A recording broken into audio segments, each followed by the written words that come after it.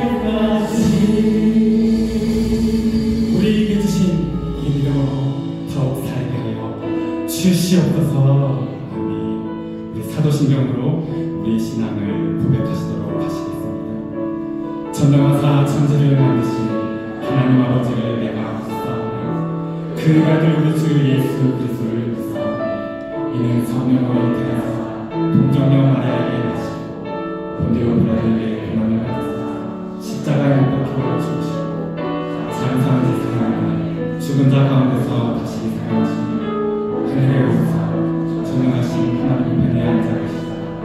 저희로서 산자와 죽음을 심판하러 오시되 성령을 믿사오니 거룩한 공의와 성도가 서로 보통하는 것과 죄를 사하여 주시는 것과 몸이 다시 사는 것과 영원히 사는 것을 믿사옵나이다. 사랑과 은혜가 충만하신 하나님 아버지 감사합니다. 오늘도 주님의 전으로 나와 예배드릴 수 있게 하심에 감사합니다. 하나님 안에서 마음과 정성을 다해 예배를 드릴 수 있는 것이 결코 당연한 것이 아니라 하나님의 은혜임을 고백합니다.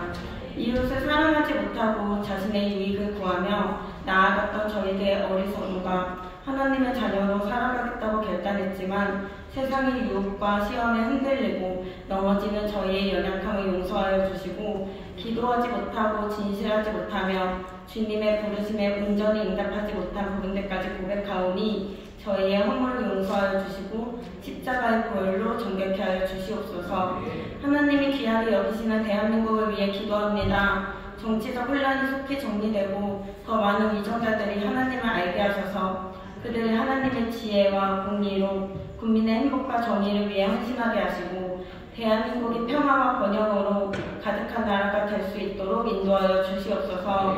이 시간 담임 목사님을 위해 기도합니다. 성령의 기름 부음으로 하나님의 말씀을 대언하게 하시고 듣는 마음과 귀를 열어주셔서 귀한 말씀에 아멘으로 화답하는 저희가 되기를 기도합니다. 예배를 위해 수고하고 헌신하는 모든 손길을 기억하시고 그들에게 복을 더하여 주시옵소서.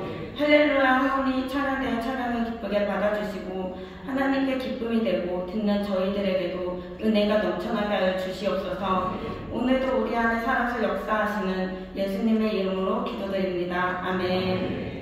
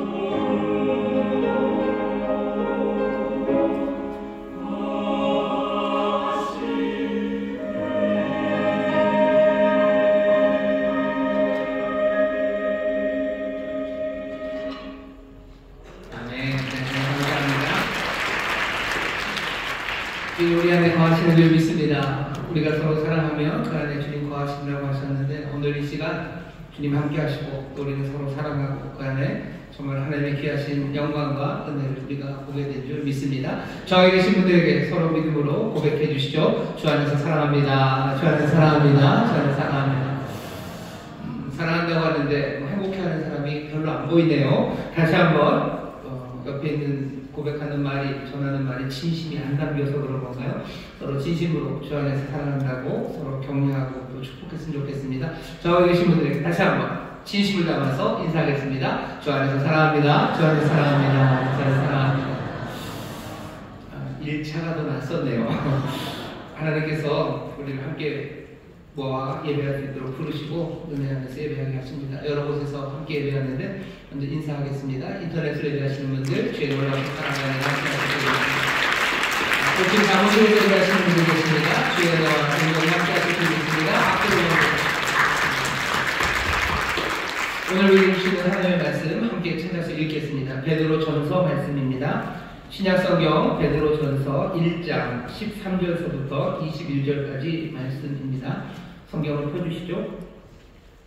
베드로전서 1장 13절서부터 21절까지 말씀입니다. 다같이 한 목소리로 봉독하겠습니다. 그러므로 너희 마음에 허리를 동이고 근신하여 예수 그리스도에 나타나실 때 너희에게 가져올 은혜를 온전히 바랄지어다. 너희가 순종하는 자식처럼 이전 알지 못할 때 줬던 너희 사욕을 본삼지 말고 오직 너희를 부르신 거룩한 자처럼 너희도 모든 행실에 거룩한 자가 되라. 기록하였으되 내가 거룩하니 너희도 거룩할지어다 하셨느니라. 외모로 보시지 않고 각 사람의 행위대로 판단하시는 자를 너희가 아버지라 부른즉 너희의 나그네로 있을 때를 두려움으로 지내라.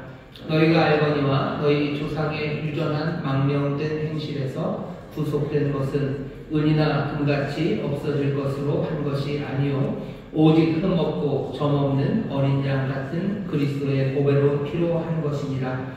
그는 창세전부터 미리 알리신 바 된 자나 이 말세에 너희를 위하여 나타내신 바 되었으니 너희는 저를 죽은 자 가운데서 살리시고 영광을 주신 하나님을 그리스도로 말미암아 믿는 자니 너희 믿음과 소망이 하나님께 있게 하셨느니라. 아멘. 오늘 베드로전서 1장 13절서부터 21절까지 말씀을 본문으로 모든 면에서 거룩한 사람이 되라는 부르심이라는 제목으로 말씀 나눌 겁니다. 제목이 좀 길어요. 모든 면에서 거룩한 사람이 되라는 부르심입니다. 사실은 그냥 15절 한 절을 다시 읽으면 됩니다. 오늘 주제가 15절에 있습니다. 15절만 우리 다 같이 한 목소리로 다시 읽겠습니다. 오직 너희를 부르신 거룩한 자처럼 너희도 모든 행실에 거룩한 자가 되라. 아멘. 모든 행실에 거룩한 자가 되라십니다. 이 거룩함은 만만치 않아요. 왜냐하면 너희를 부르신 거룩한 자처럼 그렇게 하시래요. 우리를 부르신 자 하나님이 모든 면에서 모든 일 행하시는 그곳에 거룩함으로 하십니다. 하나님의 거룩함이 가득해요. 그 거룩한 하나님처럼 너희도 거룩한 자가 되라고 어쩌면 굉장히 부담되는 말씀을 우리에게 주십니다. 좌우에 계신 분들에게 한 번만 더 얘기했으면 좋겠습니다. 거룩한 자가 되랍니다. 이거죠. 거룩한 자가 되랍니다. 우리가 주의 말씀을 기다립니다. 주님이 우리에게 뭐라고 좀 말씀해 주셨으면 좋겠죠. 이렇게 어렵고 혼란스러운 시절에 주님이 뭐라고 좀 말씀해 주셨으면 좋겠는데 라고 생각하시며 사시고 기도하셨을 거예요. 여러분들의 기도의 응답입니다. 주님이 말씀하셔 거룩한 자가 되라고 하십니다. 오늘 이 말씀을 우리가 기쁨으로 받고 또 다시 한번 우리에게 주시는 놀라운 말씀으로 받을 때 정말로 주의 뜻이 우리 가운데 이루어질 줄 믿습니다. 거룩한 자가 되라는 이 부르심을 우리가 지금 듣는데요. 사실은 이 부르심이 사실은 좀 난데없기는 합니다. 이 말씀을 지금 듣고 있는 사람은 베드로가 지금 편지를 보내고 그 편지를 받는 사람들이죠. 이 편지를 받는 사람들은 누구냐면요. 베드로전서 1장 1절에 있습니다. 누가 편지를 만난 것이죠? 예수 그리스도의 사도 베드로는 본도, 갈라디아, 갑바도기아, 아시아와 비두니아에 흩어진 나그네에게 보내는 겁니다. 이 나그네들은 어떤 사람이냐면 곧 하나님 아버지의 미리 아심을 따라 성령의 거룩하게 하심으로 순종함과 예수 그리스도의 피뿌림을 얻기 위하여 택하심을 입은 자들에게 편지하노니 라고 되어 있어요. 그러니까 이 편지를 받은 사람들은요 택하심을 받은 사람들입니다. 예수 그리스도의 피로 성령으로 말미암아 새롭게 된 하나님의 백성들에 관한 이야기예요. 택하심 받은 사람들, 그 사람들을 베드로는 뭐라고 부르냐면 나그네라고 부릅니다. 이 사람들이 어디서 나그네가 되었냐면요, 아시아, 비두니아, 본도, 갈라디아, 갑바도기아입니다. 어딘지 좀 난처하시죠? 본도 그러면 이게 무슨 한자로 근본 본자에다가 돈 이렇게 성도자를 쓸 것 같아요. 근데 그렇게는 아니고요. 그냥 폰투스, 그냥 헬라 말을 그대로 한글로 옮긴 겁니다. 본도라는 동네예요. 여기가 어디입니까? 지금 튀르키예 그 지역의 옛날 이름들입니다. 여기 나오는 5군데는요, 지금 다 그 튀르키예, 터키라고 얘기했던 그 지역이에요. 그 지역에 살고 있는 그리스도의 사람들에게 베드로가 편지를 보내면서 그들을 나그네라고 부릅니다. 거룩한 자가 되라 라는 말씀이 지금 전해지고 있고요. 그 말씀을 들은 사람들은 어디 저기 히말라야 산 꼭대기, 티벳, 신성해 보이는 사원 앞에 뭔가 멋진 후드를 쓰고 손에 향을 들고 거룩한 곳에 서 있는 사람들이 아니에요. 그래서 요르단의 그 페트라, 그 신비한 그 신전 앞에 사람들이 겸손한 마음, 겸허한 마음으로 서 있는 사람들에게 거룩한 자가 되라고 하시는 건 아닙니다. 어쩌면 무슨 저 중국에 장가게라는 데가 있잖아요. 장가게, 그런 절경에 흐르는 시냇물에 꽃잎 휘날리는 그런 곳에서 뭔가 신비한 자리에 서 있는 그런 구도자들에게 거룩한 자가 되라고 하시는 말씀이 아닙니다. 지금 터키라는 그곳, 그 땅에 나그네로 살고 있는 사람들에게 이 말씀을 주시는 겁니다. 나그네라는 게 그냥 길을 떠나는, 정처 없이 떠다니는 사람이라는 의미는 아닙니다. 히브리서 11장에 보면 거기도 나그네라는 말이 나와요. 곤향을 찾아가는 나그네죠. 또는 뭔가 목적지를 향해서 먼 길을 걷고 있는 그런 나그네를 생각할 수 있는데, 베드로전서에 나오는 이 나그네는 그런 느낌은 아닙니다. 베드로전서에 나오는 나그네는요, 이중국적자 생각하시면 돼요. 이중국적자입니다. 뭔가 체류중인 외국인이에요. 여기 살긴 살지만 여기에 속한 사람은 아닙니다. 그런 의미에서 나그네입니다. 이 의미를 생각하시려면 여러분 가나안 땅 생각하시면 돼요. 가나안 족속이라고 부르는 사람들은요, 가나안 땅에 살아가는 사람들입니다. 하나님이 이스라엘을 가나안 땅에 보내실 때 이스라엘이 가나안 족속이 되기를 원하진 않으셔요. 그 사람들은 가나안 땅에 살지만 가나안 족속이 아니라 이스라엘로 살아야 됩니다. 그게 여기 있는 나그네라는 의미예요. 나그네라는 의미는 왜 이 사람들이 이중국적을 가집니까? 여기 튀르키예 땅, 본도에 살아요. 갈라디아에 삽니다. 갑바도기아에 살아요. 그러니 갑바도기아의 시민입니다. 하지만 여기 있는 이 사람들, 택함을 입은 사람들은 갑바도기아의 사람이 아니라 하나님 나라의 사람입니다.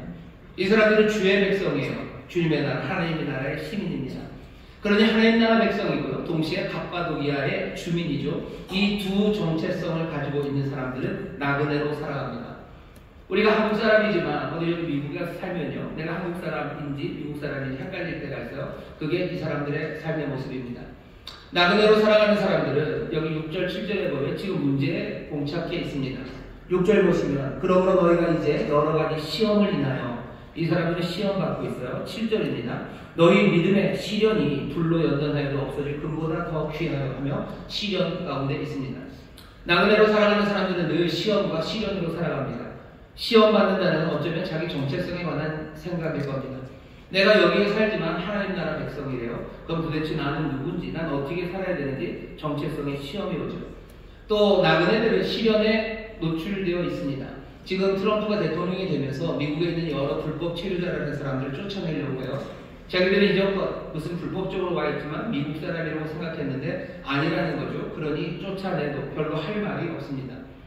나그네들은 늘 그 사회적인 안정성이 흔들리는 사람들이에요. 공격받기 쉽고, 그리고 내쳐지고 배척받기 쉬운 자리에 있는 사람들이 나그네들입니다. 갈라디아에 살고 있는, 그리고 본도에 살고 있고 갑바도기아에 살고 있는 하나님의 사람들은 나그네로 살며 시험과 시련 가운데 힘들어하고 있습니다.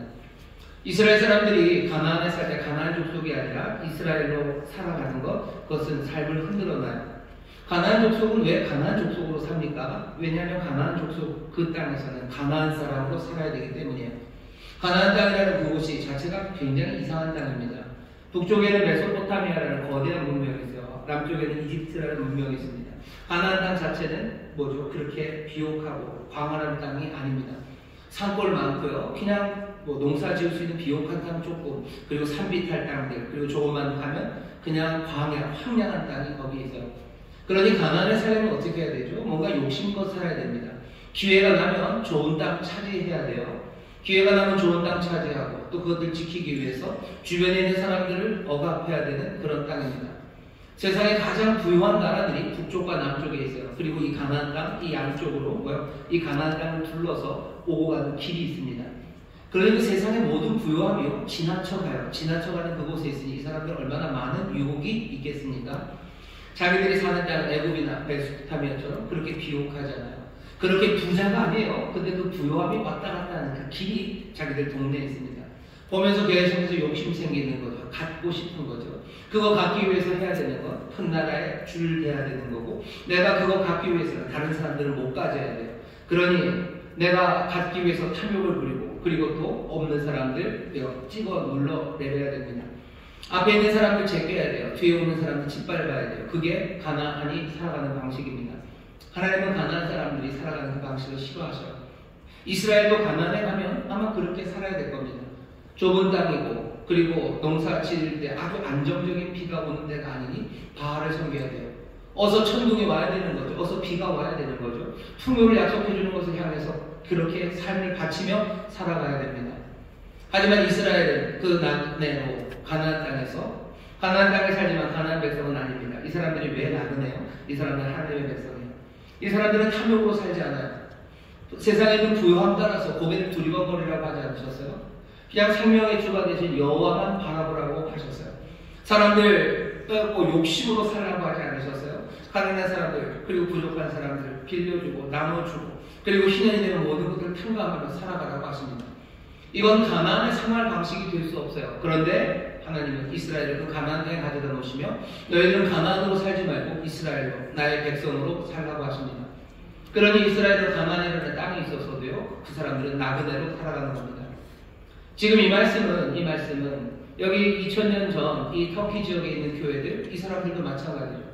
로마라는 제국에, 그리고 온갖 이방 세상에, 아마 터키에서는 이 지역에서 이 지역의 삶의 방식이 있을 겁니다. 하지만 예수 믿고 하나님의 자녀된 사람들은 하나님의 자녀의 삶의 방식으로 살아가야 되는 겁니다. 대한민국 2025년 오늘 이 말씀을 우리에게 주셔요. 우리도 이 땅에서 나그네로 살아갑니다. 그렇기 때문에 우리도 시험과 시련을 지나가고 있습니다. 우리가 대한민국 국민입니다. 대한민국 사람들은 대한민국 사람들처럼 살아야 돼요. 하지만 우리는 아닙니다. 왜? 이중국적이기 때문이에요. 우리는 하나님의 나라 백성입니다. 대한민국 백성이지만 우리는 하나님의 나라 백성으로 살아요. 우리는 주의 나라를 살아가는 사람들이죠. 우리는 하나님의 나라를 살아가는 사람들이지 대한민국을 살아가는 사람들은 아닙니다. 그러니 어쩔 수 없어요. 우리는 이 땅에서 나그네처럼 삽니다. 대한민국에서는 어떻게 살아야 됩니까? 대한민국이라는 것은 어떻게 살아야 돼요? 너무 비관적일지 몰라도 대한민국만큼 경쟁이 심한 나라는 없어요. 아마 세계적으로 가장 경쟁이 심한 나라입니다. 경쟁이 심한 나라에서는 어떻게 살아야 되는 거죠? 내 것 움켜잡아야 돼요. 조금이라도 앞서기 위해서 살아야 돼요. 나 하나 제끼기 위해서는 거짓말도 좀 하면 할 수 있고요. 남들을 모함하는 것도 할 수 있습니다. 그게 대한민국에서 살아가는 방식이에요. 대한민국에서는 어떻게 살아야 됩니까? 사람들이 인정받는 거 좋아해요. 그러니 내가 사람들에게 인정받기 위해서 뭔가를 좀 가장하고 치장해야 되고요. 내가 거짓된 모습으로 살아가야 됩니다. 그게 대한민국에서 대한민국 사람으로 살아가는 방식입니다. 대한민국에서 또 어떻게 살아가야 됩니까? 대한민국은 소위 말하는, 아직은 동의하실지 모르겠지만 그냥 들어주셔요. 대한민국은 점점 PC 나라가 되어가고 있어요. 정치적인 올바른 이런 것들이 판을 쳐요. 그러면 이것 따라서 살아가야 되는 거예요. 대한민국 굉장히 감정적인 나라입니다. 감성에 호소하는 것이 훨씬 더 먹혀드리는 나라예요. 그러니 뭐 하는 거예요? 감성 파괴하면서 살아야 되는 거예요. 그게 우리의 이 땅에서 살아가는 삶의 방식입니다. 하지만 우리가 분명히 이 땅을 살아가지만 우리는 이중국적을 가졌어요. 하나님의 나라, 하나님의 나라, 주의 백성입니다. 주의 백성은 어떻게 삽니까? 주의 백성은 경쟁하면서 앞에 있는 사람 끌어내리고 뒤에 쫓아오는 사람 짓밟으면서 살아가지 않아요. 먼저 된 자가 나중되고 또 나중된 자 먼저 된다는 말씀을 들어요. 그 허리에 수건을 끼시고 제자들의 발을 씻기시는 예수님께서 내가 너희를 사랑한 것처럼 너희도 나를 사랑하라는 그 말씀을 들으며 우리는 누구보다도 겸손한 그 자리로 갑니다. 자랑하며 살지 않아요. 나 인정받기 위해서 세상에서 인정받으려고 길을 쓰고 가장하고 거짓으로 뭔가 남들을 짓밟고 그렇게 살지 않습니다. 예수의 사람은 겸손함으로 살아요. 나는 사람들 눈앞에서 살려고 하나님의 눈앞에서 삽니다. 나는 내어주며 삽니다. 내 삶은 이제 대한민국의 삶이 아니라 하나님 나라의 삶을 삽니다. 우리는 나그네입니까? 여기 있는 이 베드로전서를 받는 사람들은 나그네예요. 그 땅에 살지만 그 땅의 백성으로 살지 않습니다. 이런 사람들은 시험 받아요. 그리고 이런 사람들에게는 시련이 임합니다. 대한민국 경쟁이 심한 사회에서 내가 앞서지 않으려는 사람들은 늘 정체성의 시험이 오는 거죠. 내가 이렇게 살아도 되나 싶은 거예요. 내가 대한민국 이 땅에서 이렇게 살아도 되나? 아니면 내가 하나님의 백성인데 이렇게 살아도 되나? 정체성의 흔들림이 옵니다. 내가 시험받을 뿐만 아니라 내게는 시련이 오기도 하지요. 대한민국에서 대한민국 사람처럼 살지 않고 하나님 나라 백성으로 살면 시련이 옵니다. 시련이 와요. 아주 심각하게 옵니다. 어떻게 오지요? 대한민국에서 근로자들은 어떻게 살아야 됩니까? 근로자가 살아가는 방식은 뭐죠? 영혼을 갈아놓으면 안 돼요. 절대로 영혼을 갈아놓으면 안 돼요. 내가 할 수 있는 모든 중심을 다 뒤에다 놓고 할 수만 있으면 나는 빠져나가야 되는 거야. 시간 채우고 내가 벌고 내가 편하게 사는 거, 그게 일하는 방식입니다. 대한민국은 그렇게 되어 있어요. 그게 대한민국의 근로자가 사는 방식이라고들 얘기합니다. 하나님 나라를 살아가는 사람들은 그것과 전혀 다른 이야기를 들어요. 하나님 나라를 살아가는 사람들은 주께 하듯 하라고 말씀하셔요. 주께 하듯 하는 건 마음을 다하는 거야. 뜻을 다하는 거야. 힘을 다하는 거야. 내 모든 것을 다해서 내가 함께 일하는, 어쩌면 내 윗사람에게 내가 일하는 그곳에 내 마음을 다하라고, 주께 하듯 하라고 합니다. 그러면 어떻게 되는 거예요? 정체성의 혼란이 오는 거죠. 내가 예수 믿는 사람인데 이렇게 뺀질거려도 되나? 아니면 반대죠. 내가 이 땅에서 이렇게 뺀질거리지 않고 내 유익을 구하지 않으면 내 삶이 망한 것 같은데 난 어떻게 살아야 되나 하는 시험이 와요. 그리고 시련이 옵니다. 내가 그렇게 마음을 다해서 정성을 다해서 내 영혼을, 내 마음을, 내 뜻을, 내 힘을 몽땅 다 갈아넣어서 일하는 사람들에게, 동료들에게서 시련이 옵니다. 욕하죠. 뒤에서 뭐라 그러죠. 모함하고 헐뜯고 그리고 쫓아내려고 합니다. 시련이 동료들에게서만 오는 건 아니에요. 뭐 위에 있는 그 사람들에게서도 옵니다. 왜? 계속 나한테만 일 시키는 거죠. 뺀질거리는 사람들한테 일 안 시킵니다. 그 사람이랑 부딪히기 싫으니까 그냥 뭐 소위 말해서 부려먹기 쉬운 사람, 그 사람이 마침 나죠. 하나님의 말씀대로 살려가는 나에게 점점 짐은 더 옵니다. 헐떡이게 되고 힘들게 되는 거예요. 시련 그리고 시험이 우리에게 닥칩니다. 이 일은 일터만 그런 건 아니에요. 우리가 살아가는 모든 곳에서 우리가 이중적으로 살아갑니다. 이중 시민으로 살아가요. 우리의 집안 분위기 자체가 어마어마하게, 우리 집안은 뭐예요? 그냥 제각기 돌아가는 집안이요. 뭐 그런 집이 없으면 좋겠지만 아주 이기적인 집안이에요. 그냥 자기들만 챙기는 그런 가족들이에요. 내 친척들이 다 그래요. 우리 형제들이 그렇고 우리 무슨 삼촌, 큰집, 작은집 다 그렇습니다. 그러니 우리 집안에서 살아가는 방식은 뭡니까? 그냥 자기 목 챙기고 별로 신경 안 쓰고 그냥 여기저기 그것 때문에 가슴 아파하지 말고 거리를 두고 살아가는 게 우리 집안, 우리 가족들이 살아가는 방식이에요. 하지만 나는 하나님의 백성입니다. 하나님 나라 시민입니다. 뭐라고 얘기하셔요? 네 형제가 어디냐고 물어볼 때 대답해야 돼요. 내가 형제를 돌보는 사람입니까? 라고 물어볼 때 하나님은 분명히 그걸 말이라고 하냐? 라고 얘기하셔요. 그러니 나는 나를 돌보지 않는 형제들을 향해서 나는 돌보며 살아가야 돼요. 이게 뭐 이중으로 살아가는 거죠. 나는 이중입니다. 여기에서 정체성의 시험이 오는 거죠. 이렇게 살아야 되나? 내만 손해보는 건 아닌가? 내가 뭐 이러다가 내 삶이 엉망이 되는 건 아닐까? 시험 그리고 시련, 어려움이 우리에게 닥칩니다. 내 주머니를 자꾸 비워져 가는 것 같고 내 형제들은 나 때문에 더 부유해지는 것 같고 나는 힘들고 쟤네들은 편하고 그 어려움이 우리의 삶에 닥쳐옵니다. 예수 믿는 사람들은 나그네로 삽니다. 예수 믿는 사람들은 나그네로 살아요. 나그네로 사니 시험과 시련이 다가옵니다. 이런 사람들에게 지금 주시는 말씀이에요. 뭐라고 얘기해야 되겠습니까? 아마 다른 말씀들이 좀 있어요. 6절로 보면 그 시험 가운데서도 너희가 크게 기뻐하라고, 또 뭐 시련이 있어도 거기에서 점점 우리를 단련하셔서 영광과 존귀를 얻게 할 거라고, 뭔가 좋은 일이 있을 거라고, 기쁨이 있을 거라고, 나그네로 살아가는 삶, 그 시련과 시험이 있는 그 삶을 어쩌면 계속 격려하는 말씀이 주어지기도 합니다. 하지만 베드로가 오늘 이 나그네로 살아가는 사람들에게 호소하는 아주 결정적인 말씀은요, 15절이에요. 오직 너희를 부르시는 거룩한 자처럼 너희도 모든 행실에 거룩한 자가 되랍니다. 이 호소는 좀 이상해요. 이렇게 나그네로 살아가는 사람들에게 뭐가 좀 도움이 될 만한 일을 좀 얘기해 주셨으면 좋겠죠. 무슨 비법을 알려주셨으면 좋겠어요.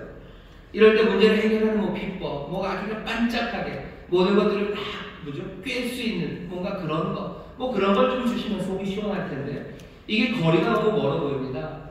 나그네로 살아가면서 힘들어하는 사람들에게 베드로를 통해서 주님이 주시는 말씀은 뭐야? 너 거룩한 자가 되려. 이게 우리에게 대답으로 주어집니다.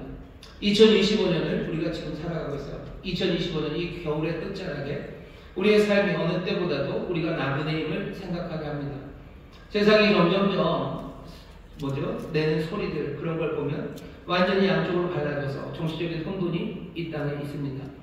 대한민국에서 살아가는 방식이 뭡니까? 그냥 그 광장에 나가는 거예요. 광장에 나가서 시끌시끌한 그곳에서 나도 소리 지르고 봉 흔들고 뭐 하고 그러면 그냥 속 편하게 살아갈 수 있어요. 근데 그게 아니고 이 땅에 정말로 하나님의 나라가 임하고 이 땅에 참된 평화가 임하는 것은 누구의 편에 서서 뭐라고 소리 지르는 게 아니라 정말 하나님이 이 땅에 평안을 가져다 주시고 우리가 지난번에 얘기한 것처럼 우리가 돌아서고 하나님 말씀 앞에서 우리가 함께 새롭게 변화되기 시작할 때 그때 하나님이 고치신다는 그 말씀을 믿고 하나님 앞에 돌아서기 위해서 애쓰는데 우리는 그렇게 이 땅에서 나그네로 지금 살고 있는 겁니다. 시험이 오고 시련이 오죠. 이 상황에 지금 하나님이 주시는 말씀이에요. 거룩한 자가 되랍니다. 난데없죠. 그냥 뜬금없죠. 갑자기 왜 거룩한 자가 되랍니까? 하지만 우리가 부인할 수 없어요. 다시 한번 생각해 봐야 되죠.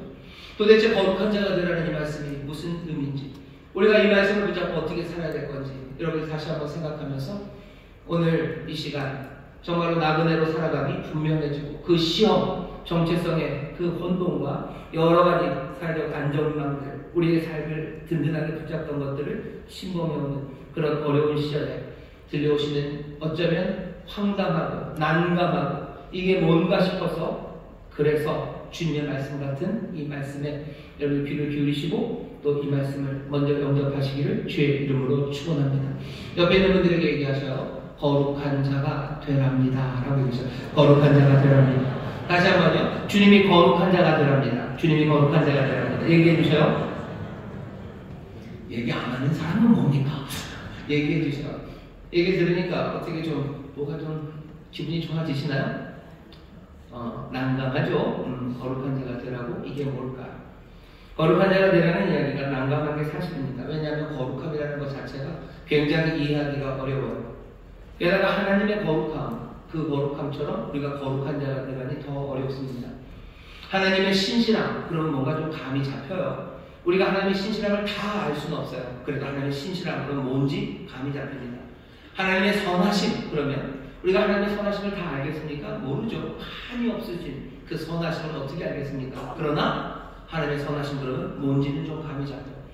하나님의 신실하심, 하나님의 의로우심 뭐 이런 것들은 그래도 뭔가 좀 감이 잡힙니다. 하지만 하나님의 거룩하심 그러면 갑자기 뻥 찌는 거예요. 거룩하심? 이건 뭘까? 하나님의 은혜로우심과 자비로우심 그리고 그 놀라우신 의로우심을 몽땅 다 합친 걸까? 그것과도 좀 달라요. 하나님의 의로우시고 자비로우시고 하나님의 신실하심 그 모든 선한 것 거기에 거룩함 그건 뭘지 감이 안 잡힙니다. 거룩함을 안다는 건 굉장히 어려워요. 우리가 잘 모릅니다. 우리가 그냥 감만 잡을 뿐이에요. 뭔가 어쩌면 잘 잡히지 않지만요. 뭔가 이렇게 뭔가의 감각은 좀 있습니다. 모세가 호렙산에서요 불 붙은 가시떨기 나무를 봅니다. 그 앞에 섰을 때 하나님이 하시는 말씀에 모세야 네가 선 땅은 거룩한 땅이에요. 그러니 발에서 신을 벗으랍니다. 불이 붙었지만 타지 않는 가시떨기 나무 호렙산 꼭대기에 있는 그 뭔가의 그 거룩함 그 거룩함이 만드는 건 하나님의 임재 때문이에요. 우리가 압니다. 오직 거룩하신 분은 하나님이시죠. 하나님이 거룩하죠. 하나님이 임재하는 그곳은 뭐야? 그 놀라운 능력으로 그 땅마저 거룩하게 하는 뭔가 그런 힘이에요. 어쩌면 그런 감입니다. 거룩함에 대한 우리가 감이 좀 있어요. 또 하나 이사야서 6장에 보면 하나님이 보좌에 앉으셨어요. 이사야가 보는 환상입니다. 하나님은 보좌에 앉으셨고 그 옷자락이 성전 가득합니다. 스랍들 날개가 6인 스랍들이 둘로는 눈을 가리고 둘로는 발을 가리고 둘로는 날면서 소리쳐요. 거룩하다 거룩하다 거룩하다 만군의 여호와여 거룩하다. 스랍 하나가 아닙니다. 수많은 스랍들이 그 노래를 정정하게 울려 부릅니다. 그 성전 옷자락에 가득한 성전 하나님은 보좌에 앉아 계시고 스랍들은 노래하는 그곳에서 이스라엘은 죽을 것만 같아요. 내가 죽게 됐다고 난 이제 망했다고 난 이제 죽는다고 이 거룩함 앞에서 어떻게 할 수 없는 떨리는 자기의 고백을 이사야가 합니다. 하나님의 거룩함이라는 것은 어쩌면 좀 그런 느낌이에요. 하나님의 그런 거룩함을요. 뭐요? 너희도 거룩하라. 너희도 거룩하랍니다. 그러니 더 어려워요. 도대체 그 거룩함이 뭡니까? 그 거룩함이 뭡니까? 하나님의 거룩함에 대해서 정답을 써라. 무슨 그러면 딥시크도 아니면 챗 GPT도 제대로 답을 내기 어려울 겁니다. 우리도 하나님의 거룩함이 뭔지 쓰기는 어려워요. 하지만 우리가 아는 건 있습니다. 우리가 아는 건 뭐냐면요, 하나님의 거룩함을 닮아 거룩한 사람으로 사는 게 뭔지는 우리가 압니다. 어떻게 압니까? 베드로도 15절에서 오직 너희를 부르신 거룩한 자처럼 너희도 모든 행실로에 거룩한 자가 되라 라고 말을 했지만, 이 말이 이 나그네들에게 어떤 의미가 될지, 이 사람들이 얼마나 난처할지 알아요? 그러니 어떻게 합니까? 18절에서 우리가 아는 것을 얘기해요. 거룩함을 모르죠. 근데 18절에 보면 이렇게 되어 있습니다. 너희가 알거니와, 너희가 아는 것 있지 않냐? 거룩함으로 살아가고 거룩한 자가 되려는 사람들, 너희가 아는 것을 시작하는 거예요. 아는 게 뭐냐? 보시면 너희 조상의 유전한 망령된 행실에서 구속된 것은 은이나 금같이 없어질 것으로 한 것이 아니요 오직 흠없고 정없는 어린 양 같은 그리스도의 보배로 피로 한 것이니라. 수수께끼 같아요. 안다고 그러면서 너희가 알지, 그래서 써놓은 이야기가 수수께끼 같습니다. 사실은 그렇게 어려운 수수께끼는 아니에요. 지금 베드로가 말하는 거 구속함이라는 이야기입니다. 조상들, 너희 조상들이 구속함을 받았어요. 그렇죠? 예전에 구속함을 받은 사람들이 있어요. 그리고 너희가 구속함을 받았어요. 예전에 있던 사람들은 어쩌면 어린 양의 피로 구속함을 받은 것 같아요. 하지만 이제는 너희는 그것과는 비슷하지만 전혀 다른 그리스도의 피로 구속함을 얻었대요. 이게 거룩하게 사는 것과 무슨 상관이 있습니까? 어린 양의 피로 구속함을 받은 사람들이 전에 있었습니다. 이스라엘이라고 불렀던 그 사람들이요. 이스라엘이 애굽에서 노예가 되었을 때 하나님이 이들을 구속하셨어요. 요새는 하도 구속이라는 얘기가 많아서 구속으로 이렇게 잡혀가는 게 구속 같은데, 한자가 그렇지 않습니다. 구한다는 뜻이고, 속자는 뭔가 돈을 지불해서 사온다는 얘기예요. 환속한다고 그러죠. 속량한다고 그러죠. 그래서 구속이라는 건 값을 치르고 다시 사오는 겁니다. 이스라엘의 하나님이 빼내오실 때요, 어린 양의 피를 그렇게 문지방 그리고 문설주에 발랐어요. 그 피로 이 사람들은 살아납니다. 그리고는 애굽에서 나와서 이제 하나님의 백성으로 걸어가기 시작해요. 하나님의 구속하심이 이스라엘에게 있었습니다. 하나님은 이 구속한, 이 꺼내온, 값을 치르고 데리고 나온 이 사람들을 어떻게 하셨냐면요, 출애굽기 19장 보시면 이 사람들을 거룩한 나라로 부르셔요. 신의 산 앞에 세우십니다. 애굽에서 나온 후에 신의 산 앞에 세우셔서 이 사람들에게 물으셔요. 너희가 내 명령, 내 말을 지켜서 행하면 너희는 내 소유가 되고 너희는 제사장 나라 그리고 거룩한 백성이 될 거래요. 여기에 대해서 이거에 동의하냐고 이스라엘 백성들이 예, 동의합니다. 그러니 이제 이스라엘은 하나님의 소유가 되어 제사장 나라가 됩니다. 그리고 거룩한 백성으로 살아갈 거예요. 너희가 구속함을 입었다. 하나님의 거룩한 자로 살아가는 게 뭔지 우리에게 보여주셨어요. 이스라엘이 거룩한 자로 살아갈 겁니다. 우리가 거룩한 자로 살아간다는 것, 그러니 우리는 거룩을 몰라 라고 얘기할 건 아니고요, 이미 구속하셔서 거룩한 백성으로 부른 사람들, 그 사람들의 길을 우리가 잘 살펴보면 됩니다. 하나님이 이스라엘을 한 나라를 만들기 위해서만 불러내신 건 아닙니다. 하나님의 헌신하면서 하나님의 거룩하심을 드러내는 거룩한 백성으로 부르셨어요. 하나님의 거룩하심을 반영하는 사람들이 이스라엘입니다. 이스라엘은 이제 그러니 가나안 땅에 가서 가나안 사람들처럼 살지 않아요. 이 사람들은 여호와 하나님처럼 삽니다. 그러면서 하나님의 거룩하심을 드러내는 거죠. 그것들을 반영하는 사람으로 삽니다. 하나님의 거룩함을 반영하는 삶이 굉장히 부담될 겁니다. 하지만 이스라엘이 꼭 그것을 부담으로만 받은 건 아닙니다. 이건 영광스러운 일이에요. 국가대표같이 되는 거죠. 하나님의 거룩함을 드러내고 어찌 우리가 그걸 합니까? 염려하지 마세요. 하나님이 우리를 그렇게 부르셨어요. 그리고 그 일을 할 수 있도록 하나하나 말씀으로 인도하시고 또 하나님의 은혜로 도우십니다. 그렇다고 해서 힘들지 않은 건 아니에요. 국가대표가 된다는 게 그냥 부담만은 아니죠. 영광스러운 일입니다. 호된 훈련이 있을 겁니다. 그리고 각 다달아야 되는 그 기록이 있을 거예요. 그건 참 어렵고 힘들겠지만, 거의 불가능할 것처럼 보이기도 하겠지만, 이렇게 대표가 된다는 건 영광스러운 일입니다. 이스라엘은 못된 사람들이에요. 영광스러운 사람들입니다. 하나님의 거룩함을 이 세상에 드러낸 그 사람들로 하나님이 부르시고 그 사람들을 구속하셨어요. 너희가 이것 알지 않냐? 우리가 또 아는 건 뭡니까? 이 사람들이 그 거룩함을 드러내는 일에 아주 파란만장하게 실패한 이야기들입니다. 우상 숭배하고 불순종하고 하나님 말고 우상을 따르면서 하나님의 거룩함을 드러내야 되는 게 아니라 우상의 헛됨을 드러냅니다. 하나님의 거룩함 대신 탐욕의 우상을 쫓아가면서 탐욕의 삶이 얼마나 헛된지를 세상에 보여줘요. 세상의 무슨 쾌락, 즐거움의 우상을 쫓아가면서 세상의 쾌락을 쫓아 살아가는 것이 얼마나 헛된지를 보여줍니다. 여호와의 거룩함이 아니라 우상의 헛됨을 보여주던 이 사람들, 하나님 포기하지 않으셔요. 결국은 하나님의 그 거룩하신 이름을 그 백성 가운데서 분명히 드러내시겠답니다. 에스겔서 39장 7절입니다. 내가 내 거룩한 이름을 내 백성 이스라엘 가운데 알게 하여 다시는 내 거룩한 이름을 더럽히지 않게 하리니 열국이 나를 여호와고 이스라엘의 거룩한 자일 줄 알리라 하셨다 하라. 하나님이 이스라엘에게 기대하셨던 게 거룩한 자, 거룩한 백성으로 살아가는 일이었습니다. 그러니 우리도 이제 감은 잡아요. 우리가 거룩함을 몰라도요, 거룩함의 정의를 몰라도 거룩한 자로 살아가는 게 뭔지는 이제 조금 감을 잡습니다. 우리는 알아요. 주께서, 하나님께서 그리스도의 피로 우리를 구속하셔서 거룩한 자, 하나님의 거룩함을 나타내는 사람들로 우리를 부르시고 택하시고 부르셨음을 우리는 압니다. 이제 이 거룩함의 길을 어떻게 거룩한 자가 되어야 될지에 대해서 여러분이 귀를 기울이기 시작하고, 어쩌면 조금 부담스럽지만 이 영광스러운 삶을 살아가는 나그네들 되시기를 주의 이름으로 축원합니다. 자, 거룩함 자체를 잘 알 수는 없어요. 하지만 거룩한 자가 되는 길은 압니다. 한 세 가지 말씀드릴게요. 오늘 본문 그리고 베드로전서에서 거룩한 자가 되기 위해서, 거룩한 자가 되기 위해서 어떻게 해야 되는지 세 가지 얘기합니다. 첫 번째는 옛 방식을 벗고 말씀대로 살아가는 겁니다. 오늘 우리가 읽은 본문 14절에 보시면 너희가 순종하는 자식처럼 이전 알지 못할 때 쫓던 너의 사욕을 본삼지 말고 오직 너희는 거룩한 자가 되라죠. 예전의 방식들, 욕심을 따르던 예전의 방식들을 버리는 겁니다. 그리고는 어떻게 해야 돼요? 말씀대로 살아가야 돼요. 말씀대로 살아가는 이야기는 없는데요. 16절 보셔요. 거기 보면 기록되었을 때 내가 거룩하니 너희도 거룩할지어다 하셨느니라. 이 말씀은 레위기 말씀입니다. 전에도 이 말씀하셔서 내가 거룩하니 너희도 거룩하라. 레위기 11장 44절이에요. 레위기 19장 2절에는 이 순서를 바꿨어요.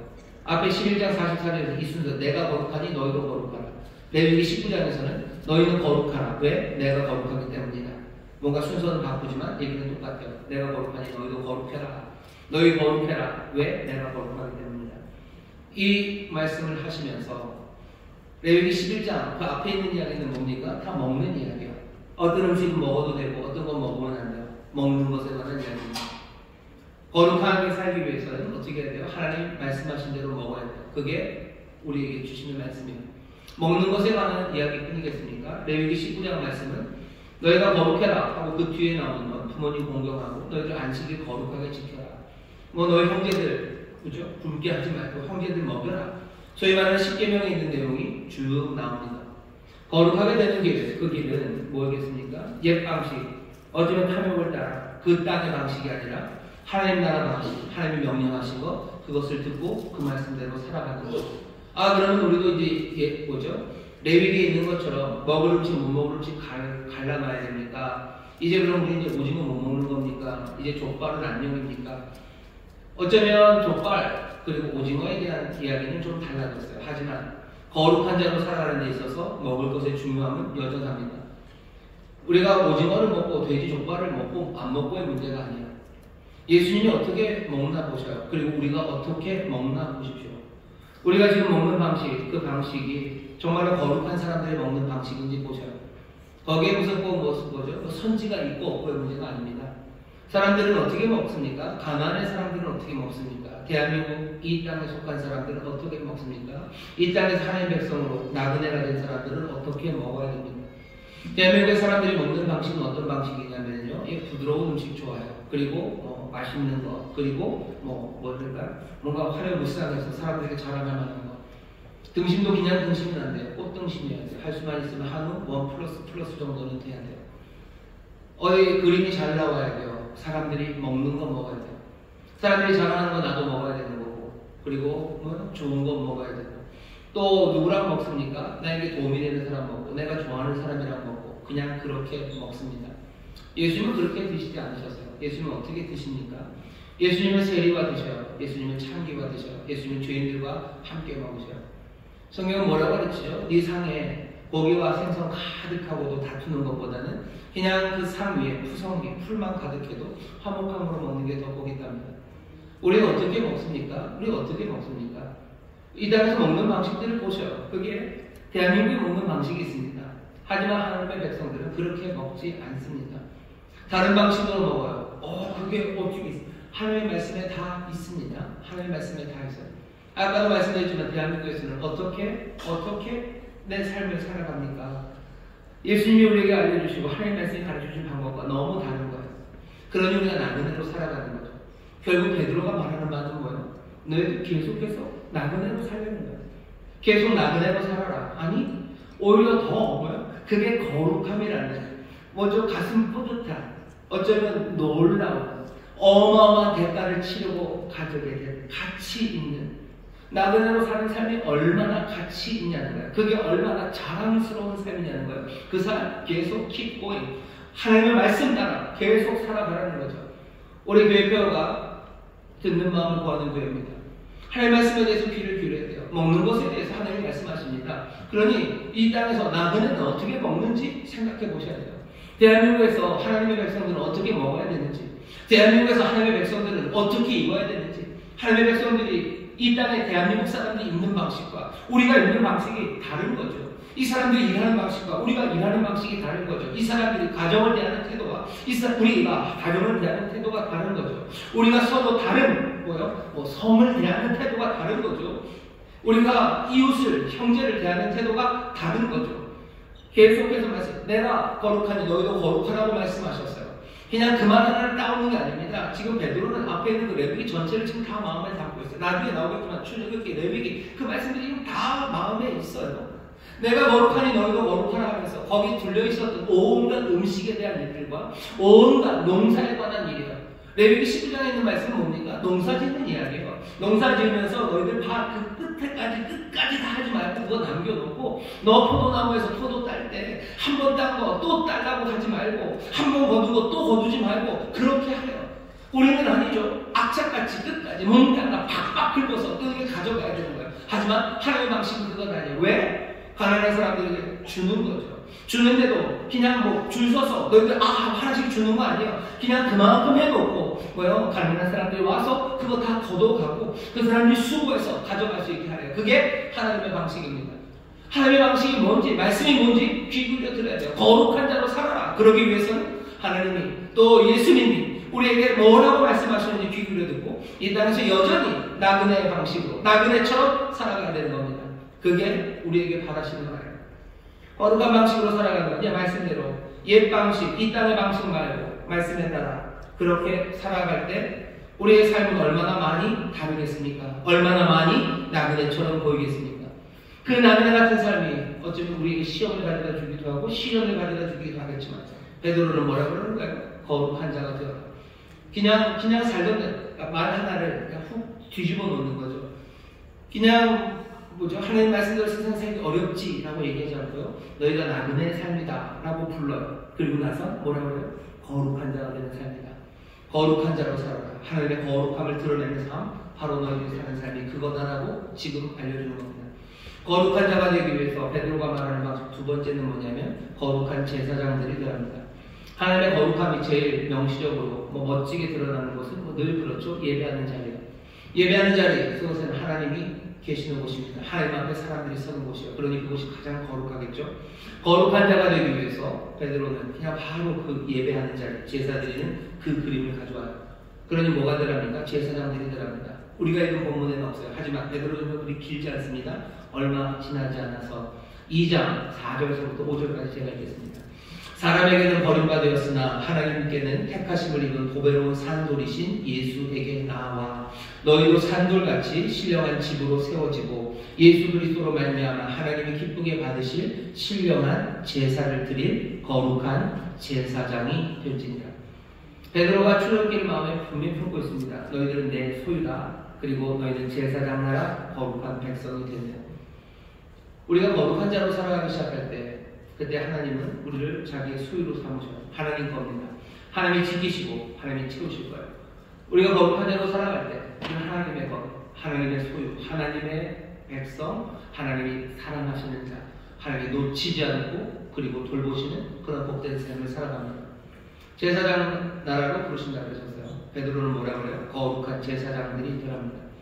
우리가 거룩한 자가 되기 위해서 거룩한 제사장들 돼야 돼요. 제사장들 뭐라고 얘기합니까? 산돌이신 예수께 나오랍니다. 산돌이신 예수께 나오래요. 이건 세상과 우리가 달라지는 어쩌면 결정적인 자리입니다. 사람들은 생명을 주시는 돌 예수께 나오지 않아요. 생명을 주고 우리에게 삶을 주는 여러 가지 다른 것들을 향해 나갑니다. 예수를 버려요. 산돌이신 그 돌을 그냥 집어 던져요. 하지만 그 돌이 모퉁이 돌이 되어 우리는 지어갑니다. 우리가 거룩한 자로 살아간다는 건 산돌이신 예수께 나가는 겁니다. 이 땅에서 어떻게 거룩함을 만들어낼 겁니까? 사람들이 가는 곳 말고 우리는 세상이 버린 예수께 가요. 사람들이 예수를 버리죠. 예수가 생명의 구원자가 된다는 거 그거 다 무시합니다. 예수 안에 생명이 있고 소망이 있고 예수가 우리의 모든 것이고 예수께서 이 땅에 참된 왕이시고 그리스도시라는 사실을 사람들은 다 버려요.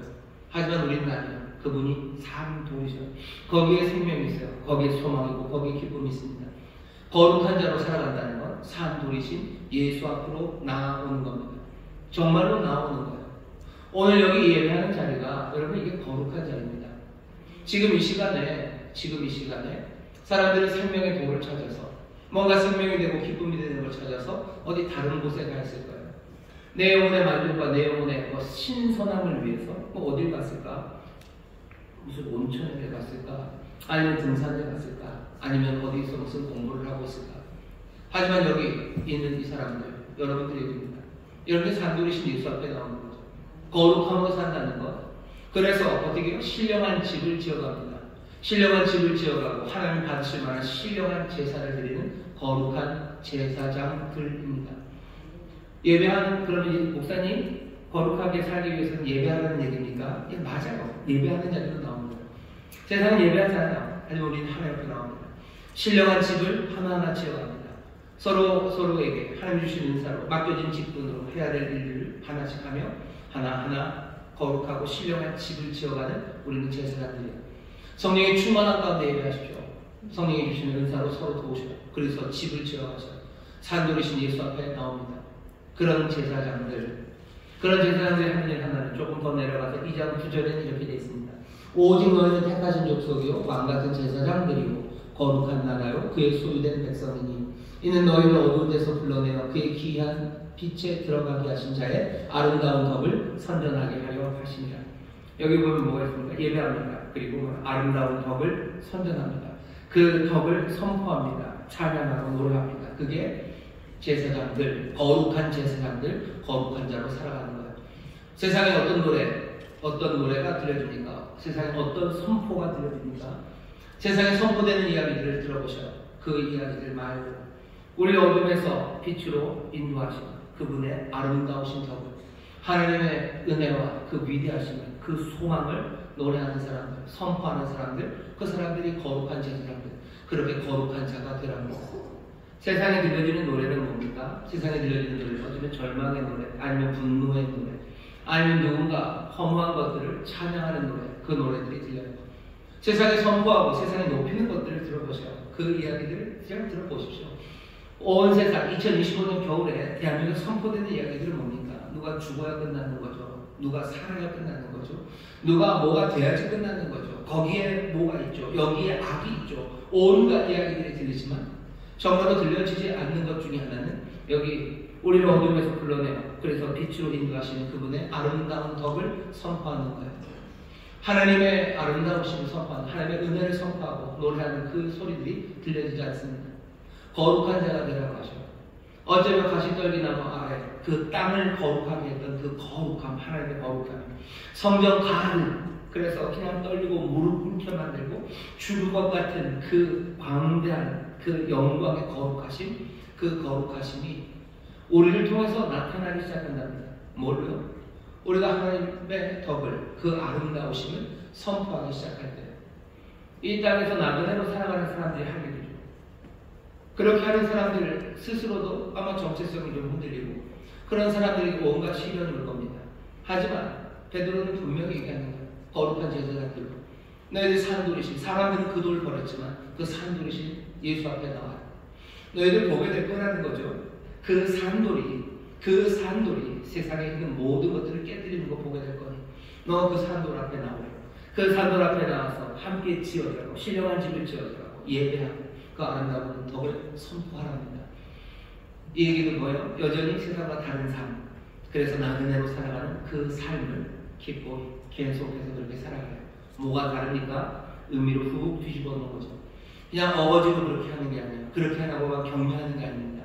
부르심 받은 사람, 구속함 받은 택한 백성들, 너희들 거룩한 자가 되라는 건 뭐야? 위대하고 가슴 벅찬 너희의 삶의 본질이라는, 너희는 그런 사람이다. 너희가 알지 않냐? 은과 금도 아니고, 아니 어린 양의 피도 아니고 그리스도의 피, 창세 전에 계셨던 분, 이제는 나타나신 분, 그 놀라우신 분의 피로 구속함 받은 위대한 삶, 너희들은 거룩함을 드러내는 거룩한 백성으로 부름받았다고 말씀하시는 겁니다. 세 번째, 거룩한 자가 되기 위해서 해야 되는 일은 뭡니까?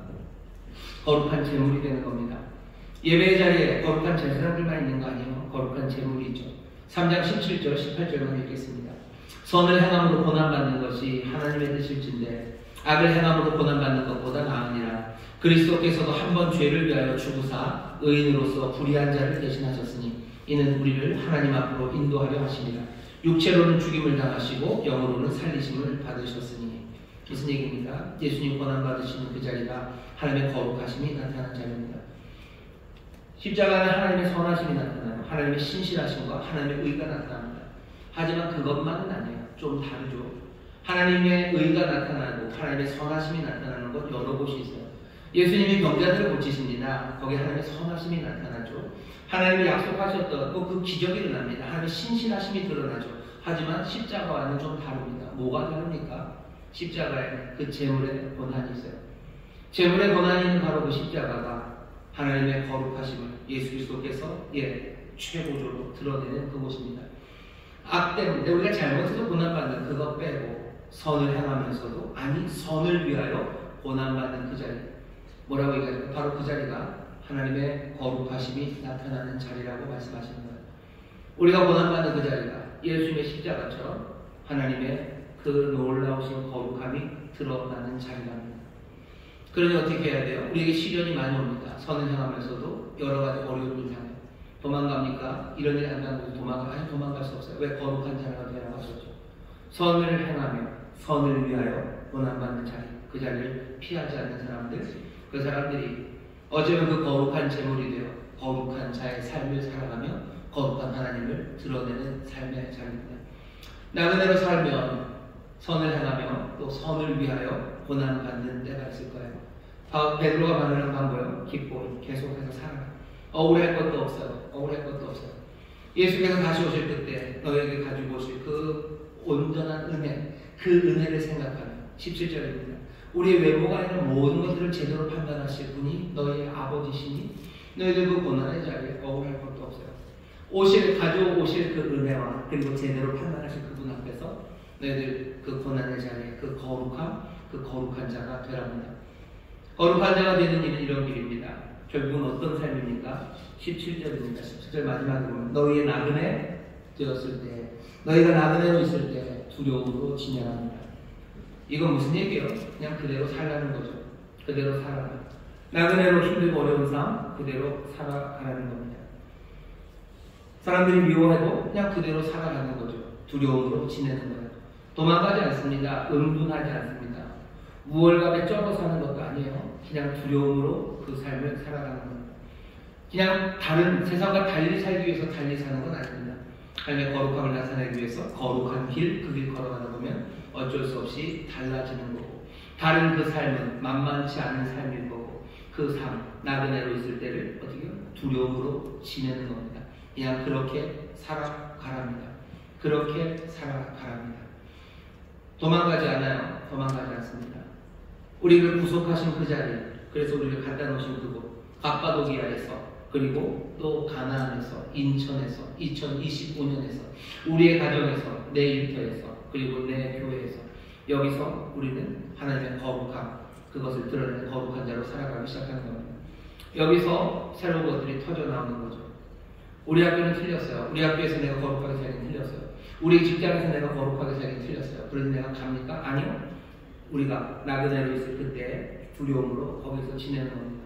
거기서 시작합니다. 그리고 거기서 새로움이 터져나오기 시작합니다.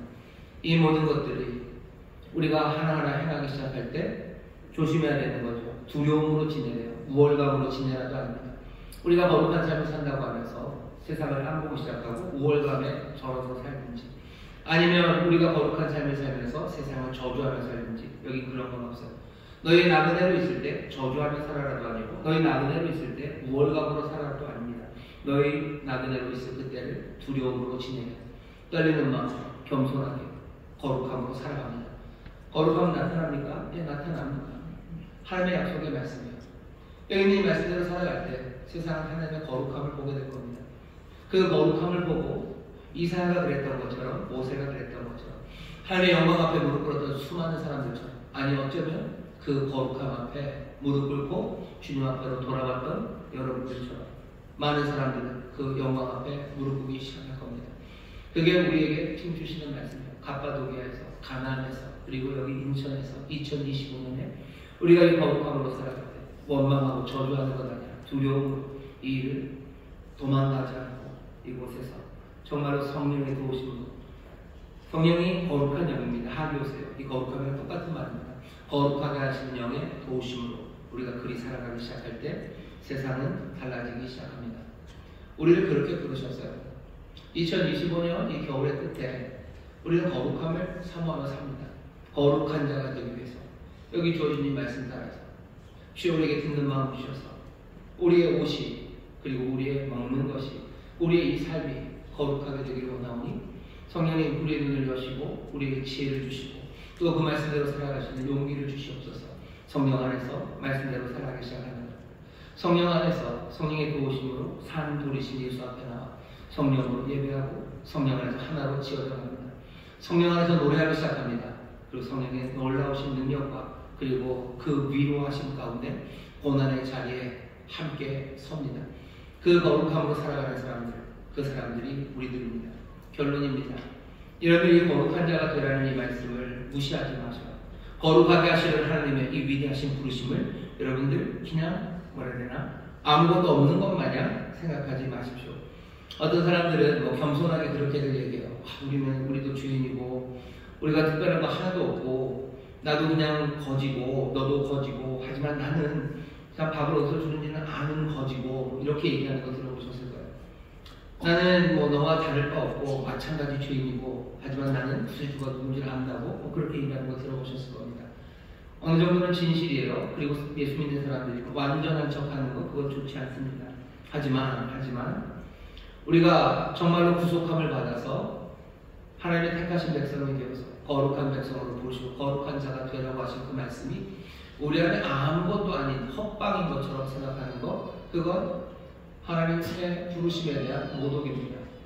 하나님의 부르심에 대한 모독이죠. 내 삶이 그냥 죄인이랑 똑같아요. 내가 전도해야 될 저 사람이랑 내 삶이 똑같습니까? 그 밑바탕에 뭔가 겸손일 수는 있어요. 남들과 공격적으로 대하지 않으려는 태도일 수는 있습니다. 하지만 그건 아니죠. 우리는 세상과 분명히 다릅니다. 그리고 이전의 나와도 다릅니다. 세상과 다른 거룩함이, 그리고 이전의 나와 다른 거룩함이 내 안에 있습니다. 아니, 있어야 합니다. 우리에게 누군가 복음을 증거해서 여기 예수 믿게 되신 분들이 있으실 거예요. 여러분에게 복음을 전한 사람이 정말로 여러분과 똑같은 사람이고, 아니면 여러분보다 약간 더 개차 받은 사람이 복음을 증거해서 여러분 여기 오신 분이 얼마나 됩니까? 우리에게 복음을 전한 사람들은 뭔가의 거룩함을 본 거예요. 그분들이 대단한 업적이 있는 게 아니어도 그냥 그분들이 여기 구원의 길이 있다고 말할 때 거기에 하나님의 그 거룩함이 보였기 때문에 온 거죠. 우리도 마찬가지입니다. 우리의 삶에 여러분이 너무 주눅 들지 마시고 우월감에, 아니면 사람들 저주할 건 아닙니다. 하지만 우리는 거룩한 자로 부름받았고요, 거룩한 자가 되어가는 사람들이고요, 우리의 거룩함을 통해서 하나님의 거룩함이 나타나는 그런 사람들입니다. 2025년 이 가을에 우리 사랑하는 성도 여러분들이 정말로 이 거룩함, 이 하나님의 영광 이것들을 비추는 정말로 부름받은 일에 합당하게 살아가는 그런 나그네들이 되시기를 주의 이름으로 축원합니다. 옆에 있는 분들에게 얘기해 주셔요. 우리는 달라집니다. 우리는 달라집니다. 우리는 달라집니다. 달라집니다. 한번 놀라운 얘기를 해볼까요? 옆에 있는 분들에게 얘기해 주셔요. 아주 자신 있게 얘기해 주셔요. 다음 주에는 날 못 알아볼지도 모릅니다. 해보시죠. 다음 주에는 날 못 알아볼지도 모릅니다. 다음 주에 못 알아볼지도 모릅니다. 우리 서로가 서로를 보면 하나님의 거룩함을 보는 것. 우리 얼굴에 뭐죠? 장막이 걷어지고 모세가 내려왔을 때 하나님의 영광의 광채가 그 얼굴에 있었대요. 베일로 가리죠. 모세가 하나님의 영광의 광채가 보입니다. 우리가 서로를 보면서 하나님의 영광은 어디서 봅니까? 하나님의 영광과 거룩함이 어디에 있어요? 이스라엘에게 맡기신 게 뭡니까? 나의 거룩함을, 나의 이름의 거룩함을 이스라엘 중에 둔다고 하셨죠. 지금 이 땅에서 하나님의 거룩함은 어디에 보이십니까? 놀랍게도 아니면 아슬아슬하게도 저와 여러분들 우리의 삶에서 보여지는 거예요. 하나님의 거룩함을 보이려고 우리를 부르셨어요. 하나님은 그 이름이 사라지지 않기를 원하신다고 하셨죠. 내가 이스라엘 가운데서 내 이름의 거룩함을 내가 다시 확인하겠네요. 우리 가운데서 하나님의 거룩함이 보이는 것, 하나님이 그 일을 행하시겠다 합니다. 하나님의 영을 우리에게 부으셔요. 거룩한 영을 부으셔요. 그분 이름이 성령님, 거룩하신 영입니다. 양자 삼으시는 영, 아들의 영, 우리를 거룩하게 만드시는 그분이 우리와 함께 하셔요. 성령님 의지하시며 여러분 거룩한 사람이 되십시오. 우리가 서로가 서로에게 하나님의 거룩함을 보기 시작하는 그런 사람들 되셔야 돼요. 세상과 다른 사람들의 모습이 대한민국과는 다른 하나님 나라의 삶들이 우리 가운데서 보이기 시작해야 되죠. 우리 구역장을 보면 뭐가 보여요? 전혀 다른 게 보여요. 이 사람이 이 땅에 살지만 이 사람은 분명히 나그네예요. 이 사람은 하나님 나라를 살아가고 있어요.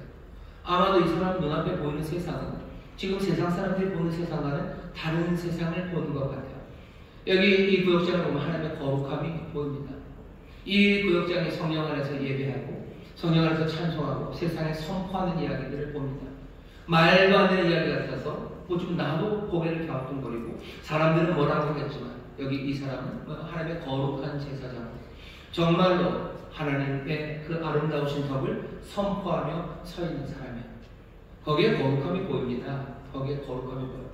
선을 행하며 선을 위해 고난받는 자리에서도 도망가지 않고 아주 십자가에 달리신 그 예수님처럼 그 자리에 서 있는 사람입니다. 거기 하나님의 거룩하심이 나타날 걸 믿으며 서 있는 그 사람들에게서 하나님의 거룩함이 보입니다.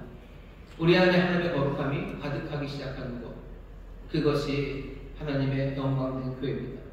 너희들 중에 이스라엘 중에 내 이름의 그 거룩함을 두겠다고 하셔서 우리 인천순복음교회가 정말로 우리 사랑하는 성도 여러분들과 우리 청년들이 그 거룩함을 나타내는 사람들, 세상에서 볼 수 없는, 아니 세상에 하나님의 거룩함을 보이는 그런 복된 이들이 될 줄 믿습니다. 옆에 있는 분들에게 조용히 하지만 분명히 얘기해 주시죠. 주님이 거룩한 자가 되라고 하십니다. 주님이 거룩한 자가 되라고 하십니다. 아멘. 기도하겠습니다. 하나님, 2025년 이 겨울의 끝자락을 우리가 살아갑니다. 아버지, 나그네로 살아가는 삶이 우리의 삶인 것이 점점 더 분명하게 보여집니다. 도망갈 삶이 아니오.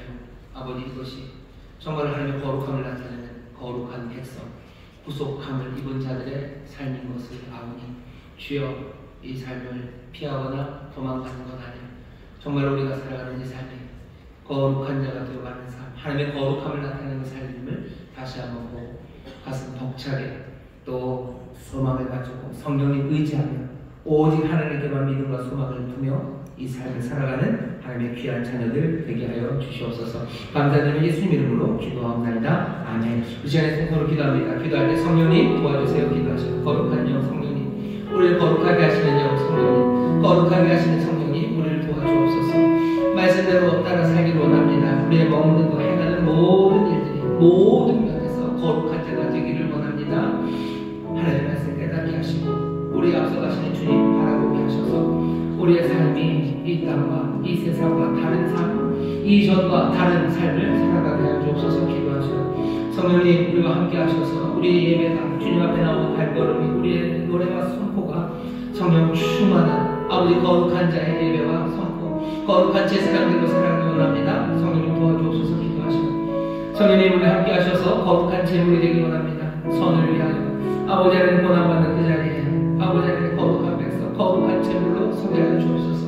성령님 나와 함께 하시옵소서. 성령님 보혜사 성령님 나를 붙잡아 주옵소서. 우리 간절히 기도하실 때 정말로 성령 안에서 새 환상을 보시고 또 새 삶을 살 수 있는 능력을 부어주실 줄 믿습니다. 주여 세 번 기회 부르시고 우리 함께 통성으로 기도합니다. 주여 주여 주여 아버지 감사합니다.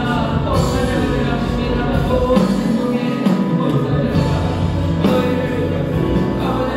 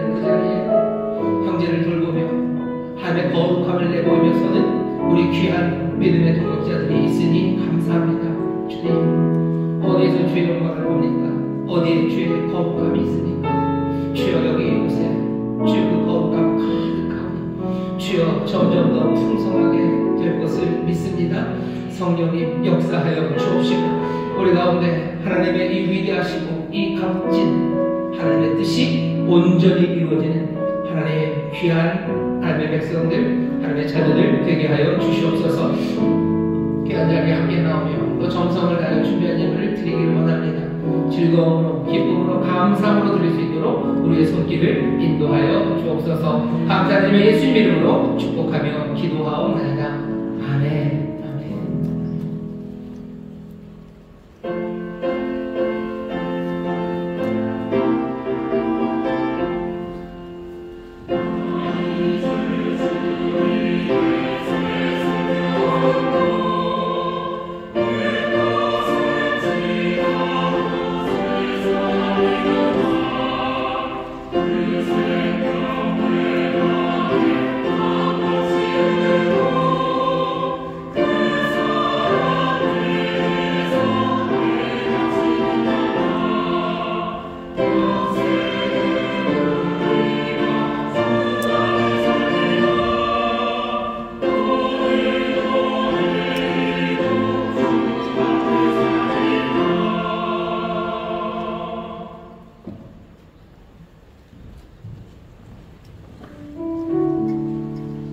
할렐루야. 지금 이 시간은 우리 인천수보교회 처음으로 방문하신 분을 환영하는 시간입니다. 오늘 혹시 처음으로 우리 교회 방문하신 분이 계시다면 잠시 일어서 주시면 우리가 환영하는 시간을 갖길 원합니다. 처음 오신 분, 제가 받기로는 처음 오신 분이 계신데 일어서기가 좀 힘드시다고 합니다. 우리가 앉아 계신 우리 세 가족을 위해서 처음 오신 분이 찬양대에 계시면 양면 축복하는 노래 부르겠습니다. 당신은 사랑받기에 태어난 사람, 지금도 그 사랑 받고 있지요. 당신은 사랑받기에 태어난 사람, 지금도 그 사랑 받고 있지요. 네, 감사합니다. 오늘 이 행복한 시간 보냈으면 좋겠습니다. 이번에 지난 2월 7일 금요일에 전역한 친구가 있습니다. 박민혁 형제님 어디 계시죠? 잠시 보내주시면 우리가 축하하고자 합니다. 네, 저쪽에 계십니다. 우리 전역한 민혁 형제 축하하고 함께 찬송하겠습니다. 사랑하는 자요. 사랑하는 자여, 내 영혼이 잘된 같이 내가 범사에 잘되고 감동하기를 나는 구하네. 사랑하는 자여, 내 영혼이 잘된 같이 내가 범사에 잘되고 감동하기를 나는 구하노라. 축하합니다. 감사합니다. 교회 소식 전해드리겠습니다. 2025년 재직 임명을 위한 공동의회가 2월 12일 돌아오는 수요일 2부 예배 중에 있습니다. 재직 임명 감사 예배는 3월 9일 주일 오후 4시 30분에 이곳 대성전에서 드려집니다. 주일 4부 빌드업 예배 시간이 1시 45분에서 다음 주부터는 1시 50분으로 변경됩니다. 주일 4부 예배를 드리신 성도님들은 1시 50분까지 이곳 대성전으로 오시기 바랍니다. 2025년 차세대 대학청년 동계 수련회가 2월 15일 토요일부터 16일 주일까지 1박 2일의 일정으로 강화 송산예수마을에서 진행됩니다. 청년들의 영적 성장과 주 안에서 하모니하는 공동체적 연합을 위해 함께 기도해 주시기 바랍니다. 기타 광고는 주보를 참조해 주시기 바랍니다.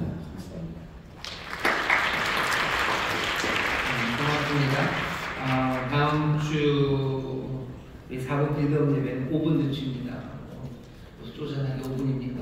예, 쪼잔하게 5분입니다. 다 오셔서 사실은 예배 전에 오는 게 맞습니다. 50분 전에 오셔서요 기도하고 준비하시고 또 우리 찬양 시작하실 때 기쁨으로 정말 성령으로 충만한 가운데 이렇게 노래하며 선포하며 하나님의 나라를 원합니다. 변한다고 그랬죠? 변합니다. 우리가 변합니다. 거룩한 자들이 되어가는 겁니다. 그래서 우리 다음 주서부터 드려지는 예배가 이전보다 더 거룩한 사람들의 예배가 되기를 바라고 신령한 예배, 성령 충만한 예배가 되기를 원합니다. 위에서 기도해 주시기를 바랍니다. 우리 자리에서 다 일어나시는데요. 우리 옆에 있는 분들 서로 축복하면 일어서실 겁니다. 거룩한 사람들이 됩니다. 거룩한 사람들이 됩니다. 거룩한 사람들이 됩니다. 옆에 있는 분들에게 장난은 아니고요. 정말로 소망을 가지고 얘기해 주셔요. 다음 주에는 못 알아볼지도 모릅니다. 얘기해 주셔요. 다음 주에는 못 알아볼지도 모릅니다. 이제 못 알아볼지도 모릅니다.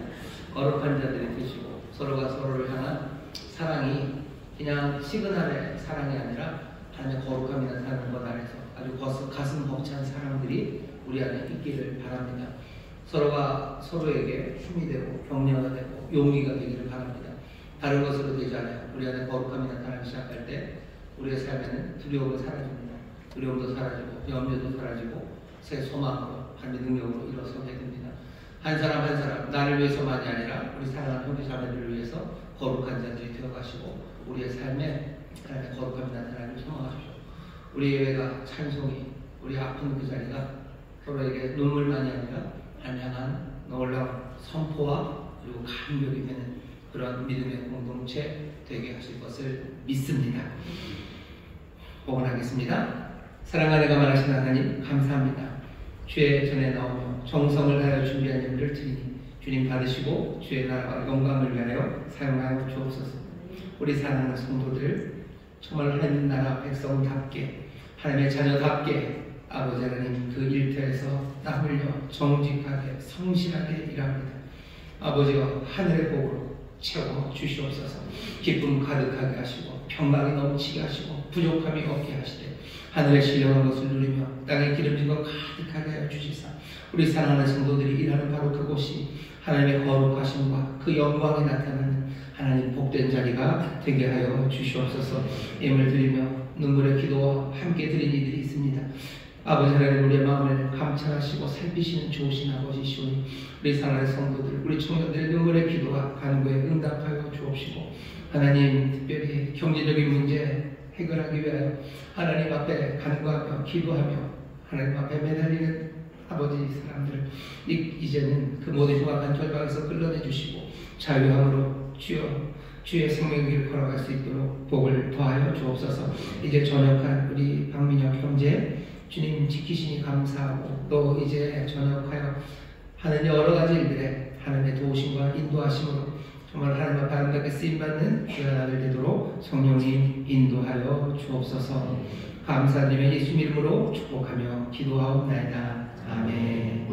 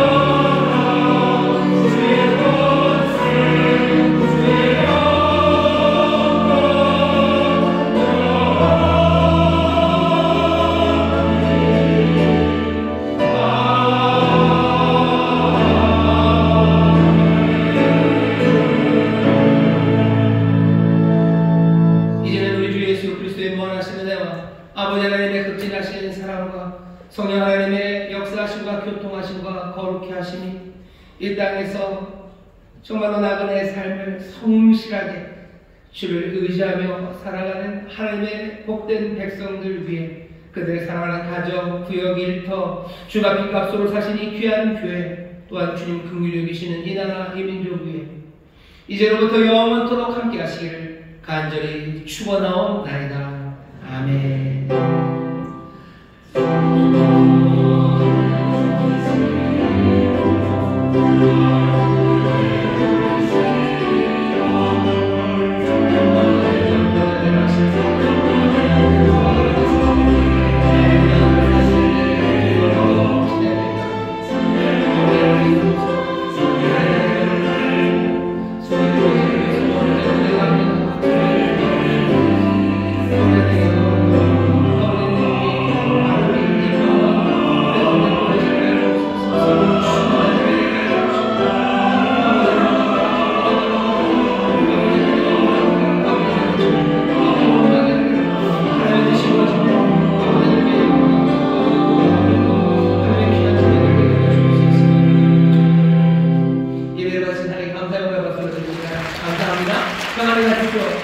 승리하시고 바로 기쁨으로 예배하겠습니다. 주님 함께 하십니다.